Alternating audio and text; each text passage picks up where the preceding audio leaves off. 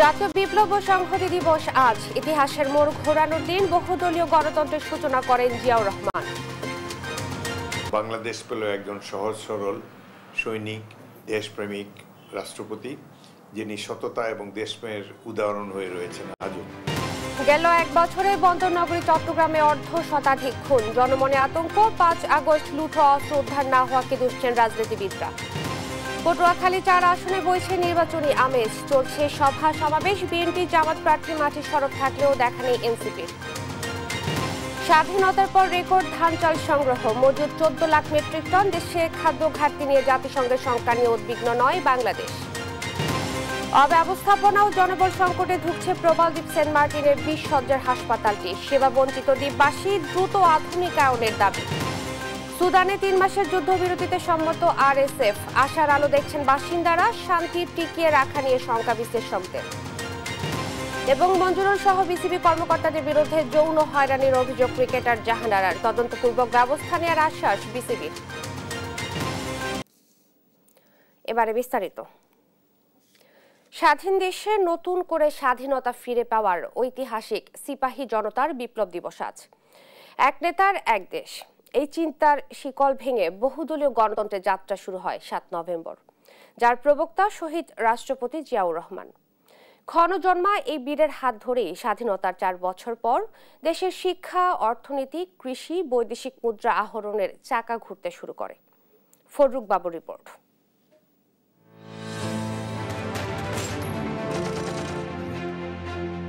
বাংলাদেশ প্রতিষ্ঠার ৩.৫ বছরের মাথায় রাজনীতিতে আসে আমূল পরিবর্তন।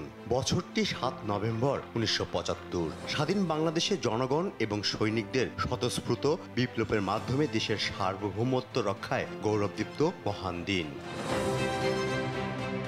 দেশের কঠিনতম ক্রান্তিকালে সর্বস্তরের জনগণের অনাবিল ভালোবাসা আর প্রত্যাশার স্বপ্নপুরুষ হিসেবে আবির্ভূত হন মেজর জেনারেল জিয়াউর রহমান। আমরা জাতীয় জীবনে এক নতুন অধ্যায়ের সূত্রপাত করতে যাচ্ছি। তিনি সেই মেজর জিয়া ১৯৭১ সালে নেতৃত্বহীন জাতির সামনে অসীম সাহসে বিদ্রোহী কণ্ঠে ঘোষণা করেন বাংলাদেশের স্বাধীনতা। দেশের ক্রান্তি লগ্নে ভয়কে জয় করে সামনে থেকে বারবার নেতৃত্ব দিয়েছেন জিয়াউর রহমান। ১৯৭৫ সালে সেনা বিদ্রোহ, পাল্টা বিদ্রোহ, দেশি বিদেশি ষড়যন্ত্রে সদ্য স্বাধীন দেশের স্বাধীনতা যখন বিপন্ন, তখনই জনগণের প্রত্যাশা ও সম্ভাবনা নিয়ে হাজির হয় ৭ নভেম্বর। উচ্চাভিলাষী chief of general staff brigadier Khaled Mosharraf, তিনি সেনাবাহিনীর এই দুটি গ্রুপের মতো দরিদ্রতার সুযোগ নিয়ে তিনি ৩রা নভেম্বর একটি অভ্যুত্থান করেন এবং খন্দকার মোশতাককে অপসারিত করেন। আওয়ামী লীগের পার্লামেন্ট ভেঙে দেন, আওয়ামী লীগের মন্ত্রিসভা ভেঙে দেন। কিন্তু জনমনে একটি ধারণা জন্ম নেয় যে যেহেতু শেখ মুজিব ভারতপন্থী ছিলেন, তাকে উৎখাত করেছে খন্দকার মোশতাক। সেই খন্দকার মোশতাককে যিনি অভ্যুত্থানের মাধ্যমে সরিয়েছেন, তিনি বোধহয় আওয়ামী লীগপন্থী বা ভারতপন্থী। এই ধারণাটা জনগণের মনে দৃঢ় পদ্মমূল হয়। ওই দিন দেশের মানুষ ঐক্যবদ্ধ হয়ে সফল করে সিপাহী জনতার অবিস্মরণীয় বিপ্লব। বিশ্ব তাকিয়ে দেখে সার্বভৌমত্ব ও স্বাধীনতার প্রশ্নে কতটা ঐক্যবদ্ধ বাঙালি।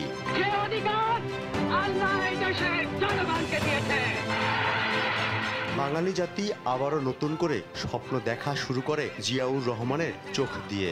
বাকশালের শিকল থেকে জাতিকে মুক্ত করেন মেজর জেনারেল জিয়া। শুরু হয় গণতন্ত্রের নবযাত্রা। ৭ই নভেম্বরে জিয়ার উত্থান, সাথে সাথে বাংলাদেশি জাতীয়তাবাদের উত্থান এবং বাংলাদেশ পেল একজন সহজ সরল সৈনিক, দেশপ্রেমিক রাষ্ট্রপতি, যিনি সততা এবং দেশপ্রেমের উদাহরণ হয়ে রয়েছেন আজও। কঠিন দুর্ভিক্ষে পতিত জাতি প্রথমবার ঘুরে দাঁড়ানোর সাহস পায়। বেকার যুবকেরা উদ্যমী হয় স্বনির্ভর হওয়ার। অবহেলিত নারী ঘুরে দাঁড়ায় নতুন আত্মবিশ্বাসে। ছাত্র, শিক্ষক আর জনতার সহযোগিতায় মাইলের পর মাইল খনন করা হয় খাল।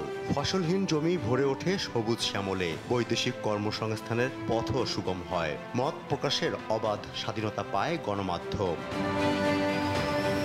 কৃষি জমি থেকে শিল্প কারখানা, প্রতিটি ক্ষেত্রে দুর্বার গতিতে এগিয়ে যায় বাংলাদেশ। জিয়াউর রহমানের দূরদর্শিতায় দেশে পোশাক শিল্পে নতুন অধ্যায় শুরু হয়, যা আজও দেশের অর্থনীতির খুঁটি হয়ে আছে। এগিয়ে যায় দেশের স্বাস্থ্য খাত। সার্ক তৈরির মধ্য দিয়ে আন্তর্জাতিক মহলে উজ্জ্বল হয় বাংলাদেশের নাম। এই সব কিছুর মূলে 7 নভেম্বর সিপাহী জনতার বিপ্লব, যার মধ্য দিয়ে জাতি পেয়েছিল দক্ষ নেতৃত্বের অসাধারণ এক রাষ্ট্রনায়ক। ফররুখ বাবু, দেশ টিভি, ঢাকা। 7 নভেম্বরের চেতনায় সব জাতীয়তাবাদী শক্তিকে ঐক্যবদ্ধ হয়ে শক্তিশালী গণতন্ত্র বিনির্মাণে জাতীয় স্বাধীনতা ও সার্বভৌমত্ব রক্ষা করা এই মুহূর্তে অত্যন্ত জরুরি বলে মন্তব্য করেছেন বিএনপির ভারপ্রাপ্ত চেয়ারম্যান তারেক রহমান। বৃহস্পতিবার জাতীয় বিপ্লব ও সংহতি দিবস উপলক্ষে দেয়া এক বাণীতে এসব কথা বলেন তারেক রহমান। বাণীতে জাতীয় বিপ্লব ও সংহতি দিবস উপলক্ষে দেশবাসী সহ সবাইকে শুভেচ্ছা ও অভিনন্দন জানিয়ে তিনি বলেন, বাংলাদেশের ইতিহাসে 1975 সালের 7 নভেম্বর সিপাহী জনতার বিপ্লব শুধু মোড় পরিবর্তনকারী ঘটনা নয়, এদেশে আধিপত্যবাদ বিরোধী জাতীয়তাবাদী রাজনীতির অভ্যুদয়ের সূচনা। আধিপত্য বিস্তার নিয়ে গেল এক বছরে বন্দরনগরী চট্টগ্রামে খুন হয়েছেন প্রায় অর্ধশত মানুষ, যেখানে বিভিন্ন দলের নেতাকর্মী থেকে শুরু করে মারা গেছেন সাধারণ নগরবাসীও। সবশেষ গেল বুধবার নগরের বাউজিদ এলাকায় বিএনপি প্রার্থীর গণসংযোগে সশস্ত্র সন্ত্রাসী হামলা বাড়িয়েছে জনমনে আতঙ্ক। সেই সঙ্গে উদ্বিগ্ন রাজনৈতিক নেতারাও। পরিস্থিতি নিয়ন্ত্রণে দ্রুত অবৈধ অস্ত্র উদ্ধার এবং সন্ত্রাসীদের গ্রেপ্তারের দাবি তাদের। চট্টগ্রাম থেকে একেএম নাজিমের রিপোর্ট, জানাচ্ছেন শায়লা খান। চট্টগ্রাম ৮ সংসদীয় আসনে বিএনপি মনোনীত প্রার্থী এরশাদুল্লাহর নির্বাচনী প্রচারণার সময় বায়েজিদ বোস্তামি থানাধীন চালিতাতলী এলাকায় প্রকাশ্যে গুলি চালায় দুর্বৃত্তরা। এতে ঘটনাস্থলে লুটিয়ে পড়ে মারা যান সরওয়ার বাবলা নামে এক যুবক। গুলিবিদ্ধ হন এরশাদুল্লাহ সহ আরো 2 জন। রাস্তায় লুটিয়ে পড়া সরওয়ারের বিরুদ্ধে বিভিন্ন থানায় 5টি খুনসহ 15টি মামলা আছে বলে জানায় পুলিশ। এর আগে চট্টগ্রামের মদুনঘাট এলাকায় ফিল্মি কায়দায় রাস্তায় প্রকাশ্যে ব্যারিকেড দিয়ে গুলি করে হত্যা করা হয় আব্দুল করিম নামে আরেক বিএনপি নেতাকে। শুধু গেল কয়েক মাসেই চট্টগ্রামে আব্দুল করিম, বখতিয়ার হোসেন মানিক, আব্দুল্লাহ, ঢাকাইয়া আকবর সহ আরো 17 জনকে হত্যা করা হয়। এমন হত্যাকাণ্ড এবং সন্ত্রাসী কার্যক্রমে আতঙ্কিত নগরবাসী। ঘরে এবং বাইরে বলেন, হ্যাঁ, মানুষ এখন আতঙ্কিত। পাশে দেখছি রক্ত, ওই সারোয়ারের নির্বাচনকে বাধাগ্রস্ত করার জন্য একটা প্রতিক্রিয়াশীল চক্র বিভিন্ন সময়ে একটা অজুহাত দিয়ে একটা নন ইস্যুকে ইস্যু বানিয়ে নির্বাচন বানচাল করার চেষ্টা করেছে। এসব হত্যাকাণ্ডের পেছনে 5 আগস্টের পর থানা থেকে লুট হওয়া অস্ত্র উদ্ধার না হওয়ার পাশাপাশি পুলিশের নিষ্ক্রিয়তাকে দুষছেন রাজনীতিবিদরা। কোনো সন্ত্রাসীকে যদি গ্রেফতার করা না হয়, যদি অবৈধ অস্ত্র উদ্ধার করা না হয়, তাহলে অবশ্যই আমরা এটা মনে করি যে যারা এই নির্বাচনকে বিলম্বিত করার বা পেছানো বা এই নির্বাচনকে ব্যাহত করার যে একটি চক্র আছে, তাদেরকে কোনো না কোনোভাবে সহায়তা করা হচ্ছে। এদিকে একের পর এক হত্যাকাণ্ডের ঘটনায় পুলিশের ভূমিকা নিয়েও উঠেছে প্রশ্ন। তবে পুলিশের দাবি, সন্ত্রাসীরা দুর্গম পাহাড়ে অবস্থান করায় তাদের গ্রেফতার করা সম্ভব হচ্ছে না। নির্বাচনী প্রচারণায় গোলাগুলির ঘটনায় আপনারা জানেন 3 জন ইনজুর্ড হয়েছেন, গুলিবিদ্ধ হয়েছেন, এর মধ্যে 1 জন মারা গিয়েছেন। এই ঘটনাতে যারা যারা জড়িত আছে আমরা আমাদের তদন্ত কার্যক্রম চলমান আছে। আমরা অনেক রিমোট এলাকায় এরা পাড়ায় থাকে এবং পাহাড়ি সন্ত্রাসীদের সাথে এদের যোগাযোগ। এদের যে হাইড আউট, সেটা খুবই গহীন দুর্গম পাহাড়ি অঞ্চলের হাইড আউট। সেখান থেকে বেরোয় এসে এরা হঠাৎ করে একটা ঘটনা ঘটায় যে এরা দ্রুত হোন্ডা নিয়ে চলে যায়। চট্টগ্রামে আইন শৃঙ্খলা পরিস্থিতির উন্নয়ন, পরস্পর গোষ্ঠীর দ্বন্দ্ব বন্ধ সহ সন্ত্রাসীদের গ্রেফতারে আইন শৃঙ্খলা বাহিনীকে কঠোর হওয়ার দাবি সংশ্লিষ্টদের। শায়লা খান, নিউজ ডেস্ক, দেশ টিভি।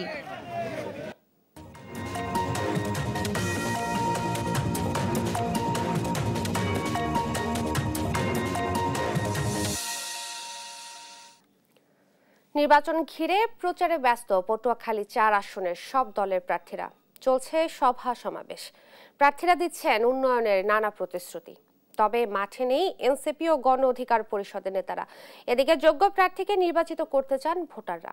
কে শাহাবুদ্দিন শিহাবের পাঠানো তথ্যচিত্রে বিস্তারিত জানাচ্ছেন ফারজানা আফরোজ টুম্পা। কলাপাড়া ও নদীবেষ্টিত উপজেলা রাঙাবালি নিয়ে পটুয়াখালী 4 আসন।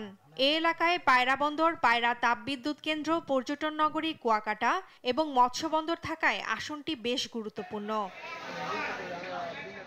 এ আসনে প্রার্থী ঘোষণা করেছে বিএনপি, জামায়াত ও ইসলামী আন্দোলন।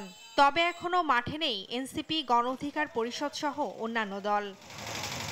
কেন্দ্র থেকে সবুজ সংকেত পেয়ে আসনটিতে বিএনপির পক্ষে মাঠ চষে বেড়াচ্ছেন বিএনপির কেন্দ্রীয় কমিটির প্রশিক্ষণ বিষয়ক সম্পাদক ABM মোশাররফ হোসেন। কর্মী সমর্থকদের নিয়ে যাচ্ছেন ভোটারদের দাঁড়ে দাঁড়ে। একমাত্র বাংলাদেশের সবচেয়ে জনপ্রিয় গ্রহণযোগ্য দল হলো বাংলাদেশ জাতীয়তাবাদী দল। সুতরাং আগামীতে যদি একটি অবাধ, সুস্থ, নিরপেক্ষ নির্বাচন হয় তাহলে বিএনপি জয়লাভ করবে, এটাই বাংলাদেশের মানুষের প্রত্যাশা এবং আমরা এটা বিশ্বাস করি। বিএনপির এই হেভিওয়েট নেতাকে টেক্কা দিতে ইসলামী আন্দোলনের মনোনীত প্রার্থী মুস্তাফিজুর রহমানও করছেন সভা সমাবেশ। জনগণ যদি সঠিকভাবে ভোট দিতে পারে তাহলে হাতপাখার বিজয় নিশ্চিত বলছেন সাবেক এই সংসদ সদস্য। আমার প্রথম লক্ষ্যই থাকবে, যেহেতু এখানে তাপবিদ্যুৎ আছে, পায়রা সমুদ্র বন্দর, কুয়াকাটা পর্যটন কেন্দ্র, এই সবগুলোকে সচল করার জন্য এবং উন্নয়নের কর্মকাণ্ডের জন্য প্রথমই দরকার এই কলাপাড়াকে একটি জেলা ঘোষণা করা।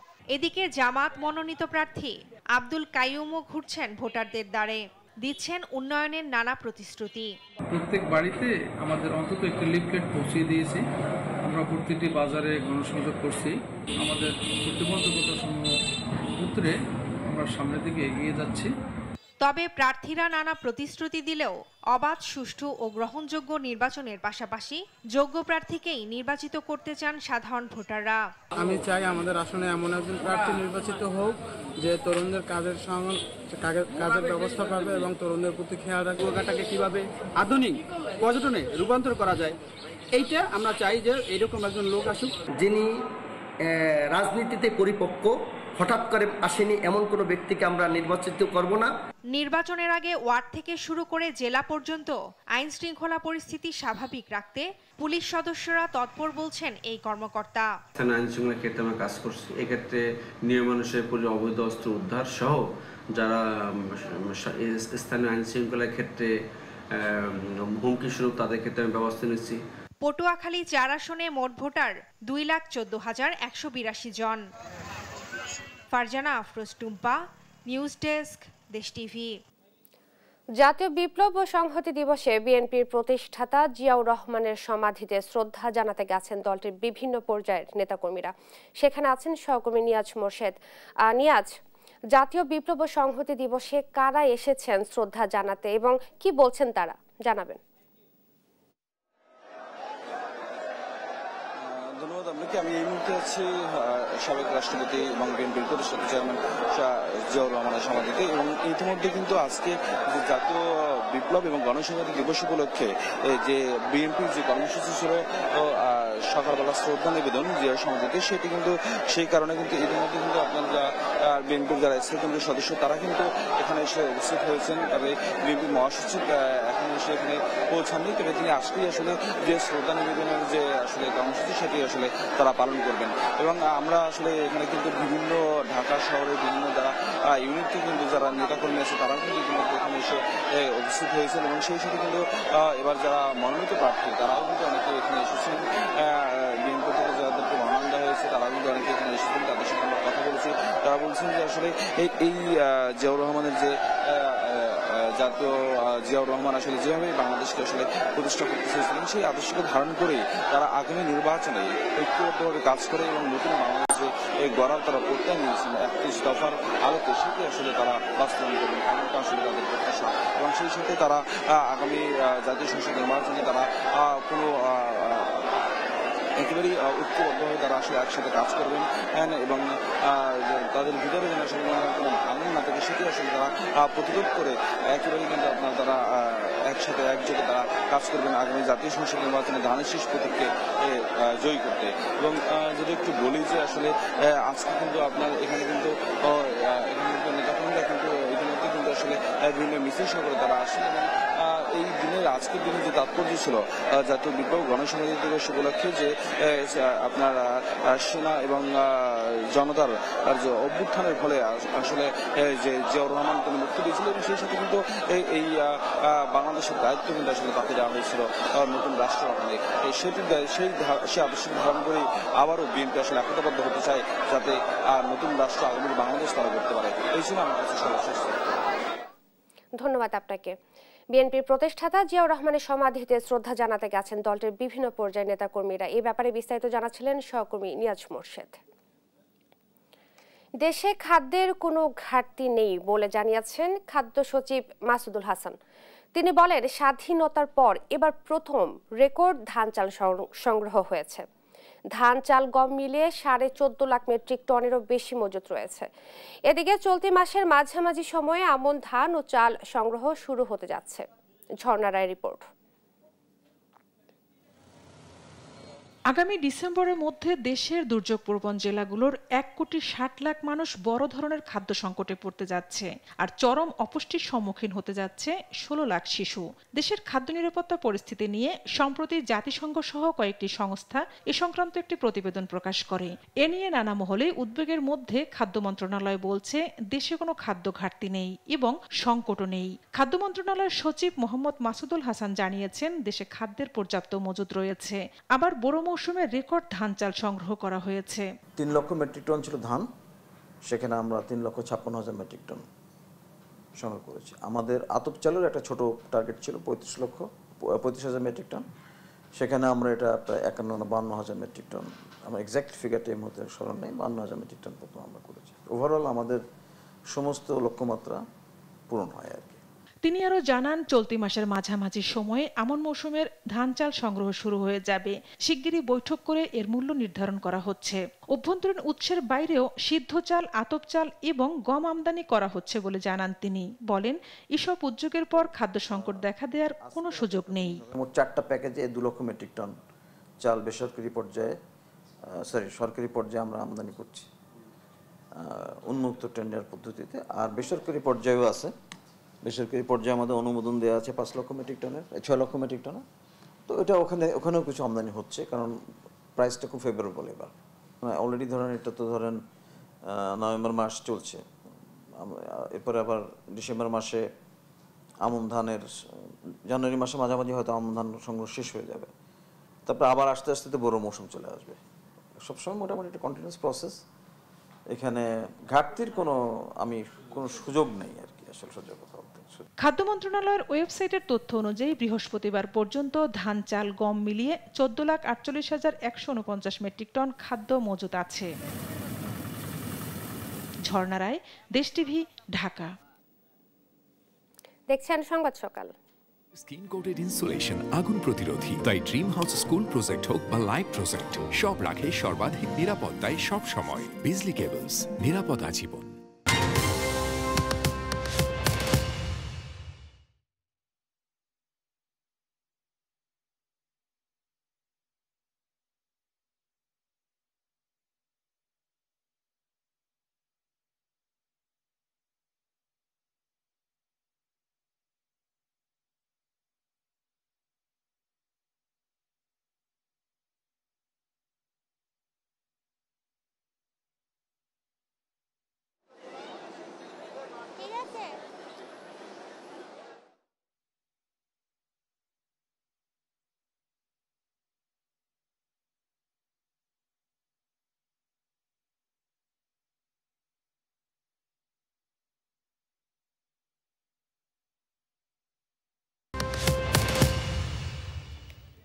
দেখছেন সংবাদ সকাল। জানবো বাজার পরিস্থিতি। ছুটির দিনের কাঁচা বাজার পরিস্থিতি জানাতে এই মুহূর্তে রাজধানীর কারওয়ান বাজার থেকে যুক্ত হচ্ছেন সহকর্মী মাকদুরা মিতি। আপনার কাছে জানতে চাইবো যে বাজার পরিস্থিতি কেমন দেখছেন, মাছ, মাংস, সবজি সবকিছুর দাম কেমন?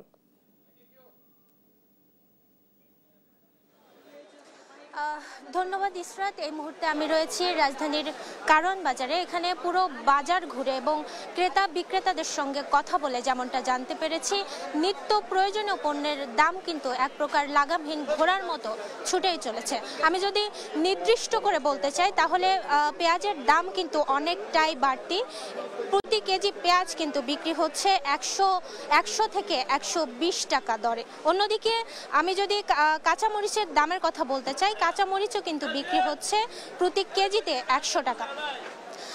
সেই সঙ্গে সবজির মধ্যে সব থেকে চড়া দামে বিক্রি হচ্ছে টমেটো এবং গাজর। প্রতি কেজি টমেটো এবং গাজর বিক্রি হচ্ছে 100 থেকে 120 টাকায়। অন্যদিকে সব থেকে কম দামে বিক্রি হচ্ছে পেঁপে, যার কেজি 15 থেকে 20 টাকা। মাছের বাজারের কথা যদি আমি বলি তাহলে সবার পছন্দের তালিকার শীর্ষে যে মাছ রয়েছে ইলিশ, তা কিন্তু মধ্যবিত্ত এবং নিম্ন মধ্যবিত্তদের একেবারে নাগালের বাইরে। কেননা প্রতি কেজি বড় সাইজের ইলিশ বিক্রি হচ্ছে 3200 থেকে 3500 টাকা দরে। অন্যদিকে মাছের মধ্যে সব থেকে কম দামে বিক্রি হচ্ছে তেলাপিয়া এবং পাঙ্গাস, যার কেজি 150 থেকে 170 টাকা। আমি যদি মাংস এবং চালের বাজারের কথা বলতে চাই তাহলে মাংস এবং চালের বাজার কিন্তু স্থিতিশীল রয়েছে। প্রতি কেজি গরুর মাংস বিক্রি হচ্ছে 750 টাকা এবং মুরগির ক্ষেত্রে যদি বলি, দেশি মুরগি বিক্রি হচ্ছে 550 টাকা এবং ব্রয়লার 180 টাকা এবং সোনালী মুরগি বিক্রি হচ্ছে 280 থেকে 300 টাকা দরে। অন্যদিকে চালের বাজারের কথা যদি বলি তাহলে চালের দাম কিন্তু স্থিতিশীল রয়েছে। প্রতি কেজি চাল 70 থেকে 80 টাকায় বিক্রি হচ্ছে, যা গত সপ্তাহেও একই ছিল। ইসরাত, আমি সর্বশেষ যেটা বলতে চাই সেটি হচ্ছে নিত্য প্রয়োজনীয় পণ্যের এই বাজারে, ঊর্ধ্বগতির এই বাজারে ক্রেতারা যেমনটা বলছেন তারা কিন্তু কোনোভাবেই স্বস্তিতে নেই এবং তারা চাচ্ছেন যাতে করে, যেহেতু শীতের মৌসুম এসেছে, অ্যাটলিস্ট সবজির দাম যেন কিছুটা হলেও কমে, এটা কিন্তু ক্রেতারা বলছেন। ইসরাত, রাজধানীর কারওয়ান বাজার থেকে এই ছিল আমার কাছে সর্বশেষ তথ্য। ধন্যবাদ আপনাকে। কারওয়ান বাজার থেকে ছুটির দিনের বাজার পরিস্থিতি জানাচ্ছিলেন সহকর্মী মাকদুরা মেতি। চাঁদপুর ও মুন্সিগঞ্জের বাজারে মাছের দাম বেড়েছে। এ নিয়ে বিস্তারিত জানাতে যুক্ত হচ্ছেন সহকর্মী শরীফ আহমেদ ও সুমিত সরকার সুমন। প্রথমেই যাব শরীফের কাছে। শরীফ, বাজার পরিস্থিতি কেমন দেখছেন এবং 1 কেজি সাইজের ইলিশ কত টাকায় বিক্রি হচ্ছে জানাবেন। আজকে কিন্তু সাপ্তাহিক ছুটির দিন। এই সাপ্তাহিক ছুটির দিনে চাঁদপুরের মাছঘাট কিন্তু জমে উঠেছে ক্রেতা বিক্রেতাদের উপস্থিতিতে। আমরা সকাল থেকে দেখেছি এখানে জেলেরা নদী থেকে মাছ ধরে আড়তে আনছেন এবং আড়তে তুলে সেগুলো নিলামের মাধ্যমে বিক্রি করা হচ্ছে। আজকে এখানে 1 কেজি সাইজের যে ইলিশ রয়েছে সেটি বিক্রি হচ্ছে 2500 থেকে 2600 টাকা, আর 800 গ্রামের যে ইলিশ রয়েছে সেটি বিক্রি হচ্ছে 2100 থেকে 2200 টাকা, আর 600 গ্রামের যে ইলিশ রয়েছে সেটি বিক্রি হচ্ছে 1500 থেকে 1600 টাকা দরে। আমি চাঁদপুর মাছঘাটে রয়েছি। এখানে দেশের বিভিন্ন প্রান্ত থেকে ক্রেতারা তাজা মাছ কেনার জন্য এখানে এসেছেন। আমি তাদের সাথে কথা বলেছি, তারা বলছেন যে এবার ইলিশের মৌসুমেও কিন্তু তারা চড়া দামে ইলিশ ক্রয় করেছেন। এখনো তারা চড়া দামে ইলিশ বিক্রি হয়, তারা কিন্তু স্বাচ্ছন্দ্যে ইলিশ ক্রয় করতে পারছেন না। অপরদিকে এখানে যারা বিক্রেতা রয়েছেন আমি তাদের সাথে কথা বলেছি, তারা বলছেন এই ঘাটটিতে প্রতিদিন কিন্তু 1500 মনের মতো ইলিশ প্রয়োজন, সে অনুযায়ী ইলিশ আসছে না। এখানে এখন মা ইলিশ রক্ষা অভিযান শেষে প্রতিদিন গড়ে কিন্তু এখানে 500 থেকে 600 মন ইলিশ আসছে। তো আগামীতে যদি ইলিশের সরবরাহ বাড়ে, ইলিশের সরবরাহ বাড়লেই কিন্তু মাছের দাম কিছুটা কমবে। আমরা এখন এই ছিল চাঁদপুর মাছঘাট থেকে আমার কাছে সবশেষ।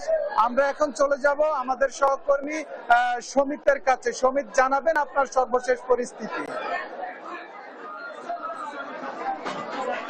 শরীফ, আপনাকে ধন্যবাদ। আপনি যেমনটি বলছিলেন, আমরা বাজার ঘুরলিতে আসলে ঘুরে দেখেছি মুন্সিগঞ্জে ইলিশের দাম কিন্তু আসলে কেজিতে 200 থেকে 300 টাকা কিন্তু আসলে কমেছে। এছাড়া যেই বিভিন্ন মাছগুলি রয়েছে সেই মাছের দাম কিন্তু আসলে বৃদ্ধি পেয়েছে। আমরা দেখেছি রুই মাছ কিন্তু 380 টাকা, কাতলা মাছ 400 টাকা করে কিন্তু আসলে বিক্রি হচ্ছে এবং চিংড়ি মাছ যেটি চাষের চিংড়ি সেটি কিন্তু 800 টাকা এবং নদীর যে চিংড়ি রয়েছে সেই চিংড়ি কিন্তু আসলে দাম কিন্তু 1200 টাকা করে বিক্রি করছে এখানকার বিক্রেতারা। আমি এখন এখানকার যিনি একজন ক্রেতা রয়েছেন তার সাথে একটু কথা বলার চেষ্টা করব। আপনি একটু জানাবেন আসলে মাছের দামটা আসলে এত বাড়তি কেন, একটু জানাবেন। মাছের দামটা একটু বাড়তি হচ্ছে এই অভিযানের পর আবার অভিযান দিয়েছে 3 মাসের 10 ইঞ্চির নিচে ইলিশ মাছ ধরা বন্ধ, ঠিক আছে, এই জন্য একটু মাছের দামটা একটু বাড়তি। যাত্রা এগুলি আজকে বাজারে আইছে অভিযান, এখন 3 মাসের কার্যক্রম শুরু হয়েছে। এখন জেলা প্রশাসকের অধিদপ্তর মৎস্য অধিদপ্তর এখনো বাজারে অভিযান চালানোর পরে আমরা এগুলি বিক্রি বন্ধ করে দেবো। ধন্যবাদ আপনাকে।